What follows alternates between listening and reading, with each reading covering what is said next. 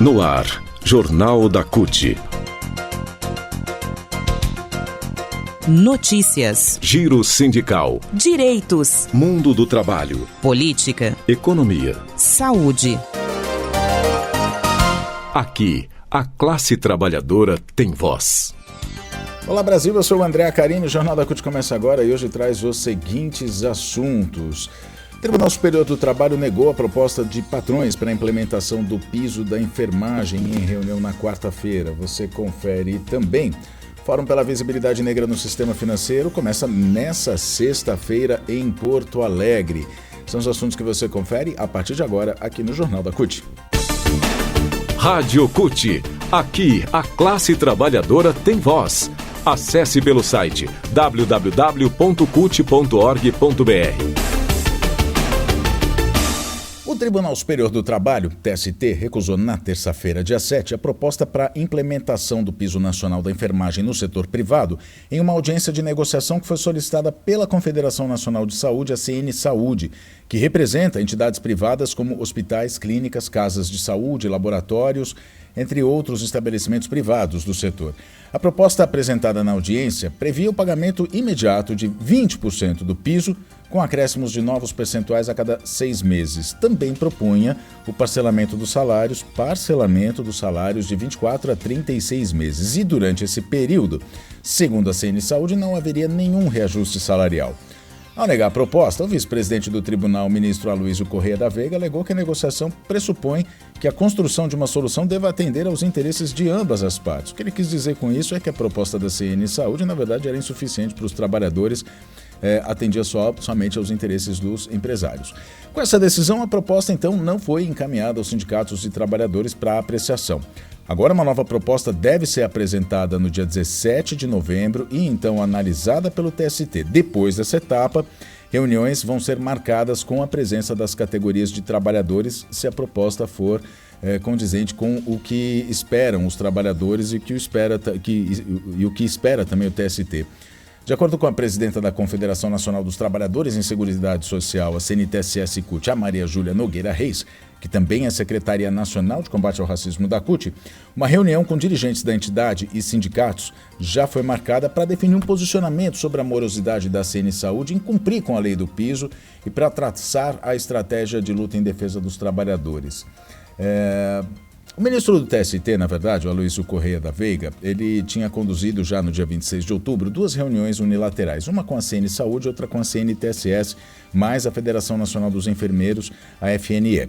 Essas audiências foram acompanhadas pelo Ministério Público do Trabalho e, na ocasião, a CN Saúde tinha se comprometido em apresentar a proposta que foi avaliada justamente nessa terça-feira.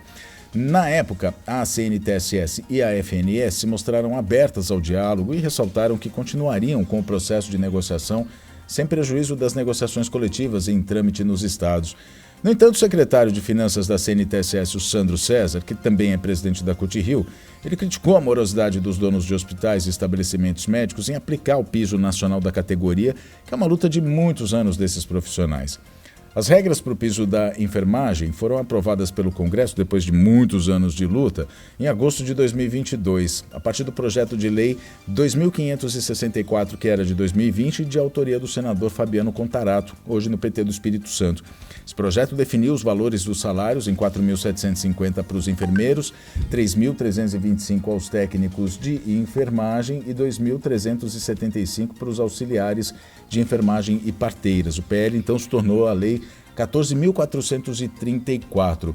O que era para ser uma vitória para cerca de 3 milhões de profissionais de enfermagem do país, acabou tomando outros rumos com a interferência do ministro do STF, Luiz Roberto Barroso, que um mês depois da lei sancionada, acatou uma ação promovida justamente pela CN Saúde e concedeu uma liminar para suspender a aplicação da lei do piso. A alegação foi de que o Congresso não tinha apontado a fonte de recursos conforme determina a lei de responsabilidade fiscal. Em maio desse ano, o presidente Lula liberou 7 bilhões e 300 milhões para estados e municípios cumprirem com o compromisso da lei do piso da enfermagem, só que o caso seguiu em julgamento, prejudicando principalmente os profissionais que atuam nos estabelecimentos particulares. Um outro aspecto destacado pela Confederação, pela CNTSS, é o tempo trabalhado. A entidade ingressou com uma ação direta de inconstitucionalidade por entender que, ao estabelecer a possibilidade de acordo individual para definir a jornada de 36 horas trabalhadas por 12 horas de descanso, que é comum no setor da enfermagem, a reforma trabalhista lá de 2017 feria a Constituição. Só que o STF afirmou que o artigo 7º da Constituição não proíbe, mas estabelece que a jornada de 8 horas diárias ou 44 semanais possa ser compensada conforme acordo ou negociação coletiva. Portanto, não demandaria a intervenção dos sindicatos conforme quis a entidade como forma de proteger o trabalhador. Além disso, ficou definido que o pagamento do piso salarial é proporcional à carga horária de 8 horas diárias e 44 semanais de trabalho e que jornadas inferiores a isso resultarão na redução do piso. Então, o que se aguarda agora em relação ao cumprimento da lei do piso da enfermagem para o setor privado é a próxima audiência, no dia 17, quando a CN Saúde deve apresentar uma nova proposta, para cumprir com a lei do piso da enfermagem. Essa proposta, em sendo ela satisfatória, ela é colocada a negociação com as entidades do setor privado, CN Saúde, e com a CNTSS e FNE, que representa os trabalhadores. Giro sindical. O Jornal da CUT agora fala sobre o mês da consciência negra. Em Porto Alegre começa nesta sexta-feira o 7º Fórum pela Visibilidade Negra no Sistema Financeiro. Esse fórum é muito importante, porque ele é organizado pela Secretaria de Combate ao Racismo da Confederação Nacional dos Trabalhadores no Ramo Financeiro, a CONTRAFICUT, e discute justamente sobre a participação da população negra nos bancos, enquanto trabalhadores, no sistema financeiro. O evento vai ser realizado em Porto Alegre, segue até o sábado e vai ter transmissão em tempo real pelas páginas do Sindicato dos Bancários de Porto Alegre e Região, no Facebook e no YouTube. O secretário de Combate ao Racismo da CONTRAFICUT, Almir Aguiar, diz que o fórum é fundamental para que se debatam as desigualdades no trabalho e na vida também, já que os negros são 57% da população brasileira. Ele ressalta que, apesar da população negra ser maioria no país, o sistema financeiro é racista, porque somente 23,6% da categoria bancária é preenchida por negras e negros. E ele ressalta que a discriminação de gênero é ainda mais aguda contra a mulher negra, que ganha, em média, 40% do salário de um bancário não negro. O salário dos trabalhadores negros e negras é, em média, 25% também menor do que os não negros. Ou seja, há racismo no sistema financeiro. E esse é o ponto de debate do 7º Fórum pela Visibilidade Negra no Sistema Financeiro. Outro ponto forte de discriminação, além disso que a gente está dizendo, são os obstáculos impostos ao desenvolvimento da carreira no sistema financeiro. A cor da pele, diz o Almir, é também um grande dificultador para a ascensão profissional de negras e negros nos bancos. Praticamente não tem regras ou negros nos quadros de direção bancária.